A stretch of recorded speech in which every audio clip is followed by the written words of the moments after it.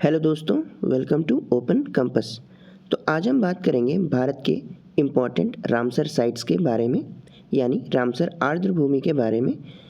इस टॉपिक से पिछले परीक्षाओं में सवाल पूछे जाते रहे हैं और आने वाली परीक्षाओं में भी सवाल आने की बहुत ही ज़्यादा संभावना है।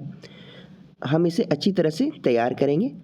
मैंने इस वीडियो में रामसर साइट्स और वेटलैंड के बारे में बहुत सारे फैक्ट्स दिए हैं और भारत में मौजूद इम्पॉर्टेंट रामसर साइट्स की लिस्ट भी दी है। तो चलिए हम उसे देखते हैं। आप इसे अपने नोट्स में शामिल करेंगे और रिवाइज करेंगे। चलिए शुरू करते हैं। तो रामसर वेटलैंड साइट्स, रामसर आर्द्र भूमि स्थल। रामसर साइट्स होते क्या हैं? तो Ramsar site is a wetland site designated to be of international importance under the Ramsar Convention, an intergovernmental environment treaty established by UNESCO in 1971। यानी कि रामसर साइट एक आर्द्र भूमि साइट है जिसे 1971 में यूनेस्को द्वारा स्थापित एक अंतर सरकारी पर्यावरण संधि रामसर कन्वेंशन के तहत अंतर्राष्ट्रीय महत्व के लिए नामित किया गया था। रामसर कन्वेंशन का नाम रामसर शहर के नाम पे पड़ा जो कि ईरान में है। वर्ल्ड वेटलैंड डे 2 फरवरी को मनाया जाता है, विश्व आर्द्र भूमि दिवस। इस वर्ष यानी 2026 का थीम है wetland and traditional knowledge celebrating cultural heritage, यानी आर्द्र भूमि और पारंपरिक ज्ञान, सांस्कृतिक विरासत का जश्न। अब हम देखते हैं वेटलैंड्स यानी आर्द्र भूमि होते क्या हैं। तो wetlands are area of land that are covered with water either permanently or seasonally, where water plays a key role in shaping the ecosystem. Wetlands are often called kidneys of the earth because they filter pollutants out of water।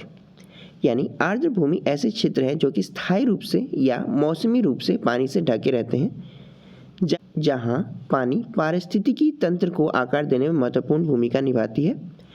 और आर्द्र भूमि को अक्सर पृथ्वी की kidney कहा जाता है क्योंकि वे पानी से प्रदूषकों को फिल्टर करते हैं।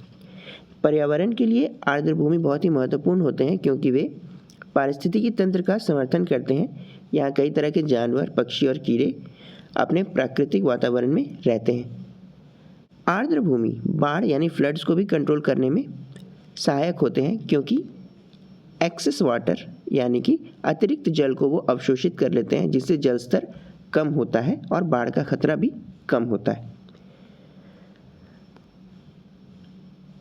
भारत में रामसर साइट्स के बारे में कुछ महत्वपूर्ण तथ्य दिए गए हैं जिसे हम देखते हैं। तो भारत में कुल रामसर साइट्स, टोटल साइट्स की संख्या 98 यानी 98 है। ये जनवरी 2026 तक का अपडेट है। सबसे ज़्यादा रामसर साइट्स तमिलनाडु में 20 और दूसरा सबसे ज़्यादा उत्तर प्रदेश में 11 है। सबसे बड़ा रामसर साइट सुंदरबन है जो कि पश्चिम बंगाल में है। सबसे छोटा Ramsar site Renuka wetland Himachal Pradesh में है। सबसे पुराना और सबसे पहला रामसर साइट 2 है। 1981 में इन्हें शामिल किया गया था। पहला चिल्का लेक यानी चिल्का झील और केवला देव नेशनल पार्क राजस्थान में। सबसे लेटेस्ट जो इंक्लूड हुआ है, जो शामिल किया गया है रामसर साइट, वो है पटना बर्ड सेंचुरी, एटा, उत्तर प्रदेश। आइए भारत के कुछ इम्पॉर्टेंट महत्वपूर्ण रामसर आर्द्र भूमि स्थल, रामसर वेटलैंड साइट्स के बारे में जानते हैं। उनका सिग्निफिकेंस, महत्व क्या है, वो भी देखते हैं। तो पहला है सुंदरबन वेटलैंड। ये पश्चिम बंगाल में पड़ता है। भारत का सबसे बड़ा रामसर साइट है और दुनिया का सबसे बड़ा मैंग्रोव वन है। चिल्का झील उड़ीसा में one of the first 2 sites हैं जो कि रामसर साइट में इंक्लूड हुए थे। और एशिया के सबसे बड़े खारे पानी का लेगून झील है। फिर देखते हैं केवला देव नेशनल पार्क राजस्थान। यह एक मॉन्ट्रेक्स रिकॉर्ड साइट है। मॉन्ट्रेक्स रिकॉर्ड के बारे में हम इसी वीडियो में आगे पढ़ेंगे। प्रवासी पक्षियों के लिए एक प्रमुख शीतकालीन आश्रय स्थल है जहाँ पे साइबेरिया और ठंडे प्रदेशों से सर्दी के दिनों में पक्षियाँ प्रवास करने के लिए आते हैं। लोकटक झील मणिपुर, यह फुमदिस के लिए यानी तैरते द्वीप के लिए जाना जाता है और दुनिया का एकमात्र तैरता हुआ राष्ट्रीय उद्यान है। उसके बाद वुलर झील, जम्मू कश्मीर, एशिया की सबसे बड़ी मीठे पानी की झील है और झेलम नदी को नियंत्रित करता है। फिर आते हैं वेम्बनाड झील, केरलम, केरला का नाम बदलकर केरलम कर दिया गया है, आप लोग जानते हैं। यह भारत की सबसे लंबी और बैक वाटर जीव विविधता का एक प्रमुख केंद्र है। आप हमें कमेंट करेंगे कि वेम्बनाड झील में किस प्रतियोगिता का आयोजन किया जाता है। फिर देखते हैं भीतरकनिका नेशनल पार्क, यह भी उड़ीसा में है। यह भारत का दूसरा सबसे बड़ा मैंग्रोव इकोसिस्टम है और खारे पानी के मगरमच्छों का घर माना जाता है इसे। उसके बाद देखते हैं लोनार झील, महाराष्ट्र। यह एक खारे पानी यानी क्षारीय पानी वाली एक क्रेटर झील है। क्रेटर झील उल्का पिंड के पृथ्वी के टकराने के बाद बने गड्ढे से बनता है। गल्फ ऑफ मन्नार यानी मन्नार की खाड़ी, तमिलनाडु। यह भारत का पहला बायोस्फीयर रिजर्व है। आपको अगर बायोस्फीयर रिजर्व की लिस्ट चाहिए तो आप हमें बता देंगे, मैं उसका एक लिस्ट आपको दे दूंगा वीडियो के साथ। यह कोरल रीफ और डुगोंग के लिए जाना जाता है। फिर आते हैं रेणुका झील पर, यह हिमाचल प्रदेश में है। यह भारत का सबसे छोटा रामसर साइट है और एक धार्मिक महत्व वाला प्राकृतिक आर्द्र भूमि है। फिर देखते हैं पटना बर्ड सेंचुरी, जो कि हम पहले भी देख चुके हैं। ये उत्तर प्रदेश में है। जनवरी 2026 में इसे रामसर साइट के रूप में शामिल किया गया। फिर आते हैं छरी ढांड, गुजरात। यह भी नवीनतम साइट है जिसे 2026 के जनवरी महीने में रामसर साइट की लिस्ट में जोड़ा गया है। उधवा झील, झारखंड। यह झारखंड का एकमात्र रामसर साइट है, साहिबगंज जिले में।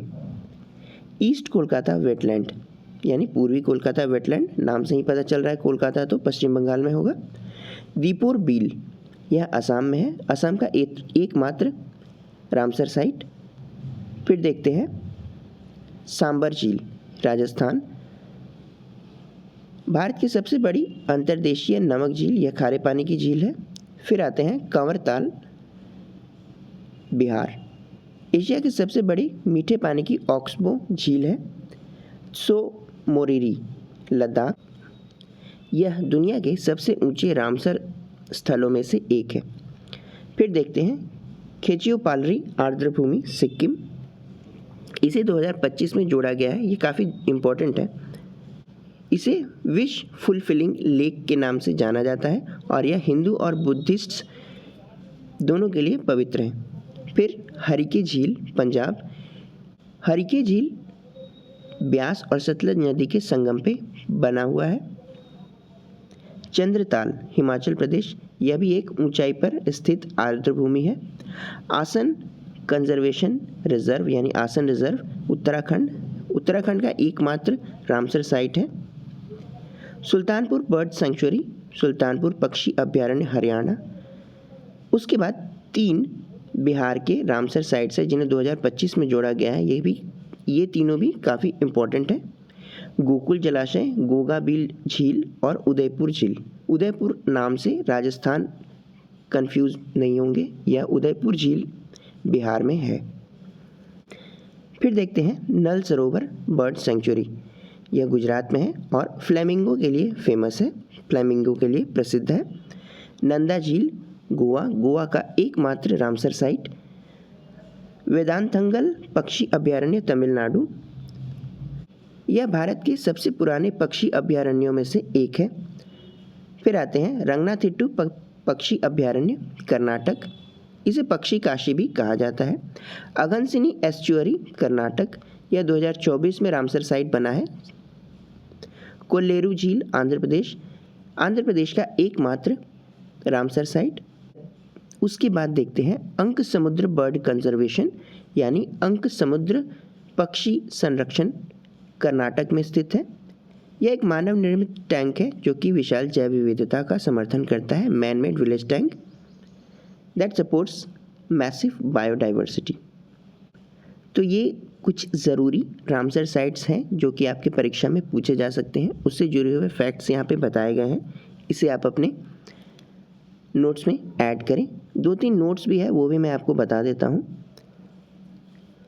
पहला, अरुणाचल प्रदेश, मेघालय, नागालैंड और तेलंगाना में कोई रामसर साइट नहीं है। तो ये एक क्वेश्चन बन सकता है कि आपको 4 ऑप्शन दिए होंगे और आपको वो रामसर साइट पिक करना है या वो राज्य पिक करना है जहाँ पे कोई भी रामसर साइट नहीं है। इसे याद रखेंगे। फिर देखते हैं जो ऊपर हमने मॉन्ट्रियक्स रिकॉर्ड देखा वो क्या होता है। तो मॉन्ट्रियक्स रिकॉर्ड एक ऐसा रिकॉर्ड है जहाँ पे वेटलैंड्स को रेड लिस्ट में रखा जाता है। It is a resistor of Ramsar sites where changes in ecological character have occurred, are occurring, or are likely to occur as a result of technological development, pollution or other human interference। यानी कि यह Ramsar sites का एक register है जहाँ पे पारिस्थितिकीय चरित्र में परिवर्तन है या तकनीकी विकास, प्रदूषण एवं अन्य मानव हस्तक्षेप के परिणाम स्वरूप होने की संभावना है। यानी कि ये रामसर साइट्स पॉल्यूशन और टेक्नोलॉजिकल डेवलपमेंट या फिर मानवीय हस्तक्षेप के कारण परेशानी में, मुश्किल में है, उस तरह के रामसर साइट जिस लिस्ट में डाला जाता है उसे मॉन्ट्रियक्स रिकॉर्ड कहा जाता है। तो ये था रामसर साइट्स और वेटलैंड से जुड़े हुए इम्पॉर्टेंट फैक्ट्स, उनकी लिस्ट्स और कुछ नोट्स। आप इसे अपने नोट्स में शामिल करें, रिवाइज करें, ये काफ़ी इंपॉर्टेंट है एग्ज़ाम के पॉइंट ऑफ व्यू से। मैं इसी तरह के एग्ज़ाम ओरिएंटेड टॉपिक पे वीडियो बनाता रहता हूँ, तो ओपन कैंपस को ज़रूर सब्सक्राइब करें। अगर ये वीडियो आपको इम्पॉर्टेंट लगा हो तो इसे लाइक करें, शेयर करें अपने फ्रेंड्स के साथ। मैं आपको मिलूँगा नेक्स्ट वीडियो में किसी अन्य टॉपिक के साथ। तब तक के लिए थैंक यू।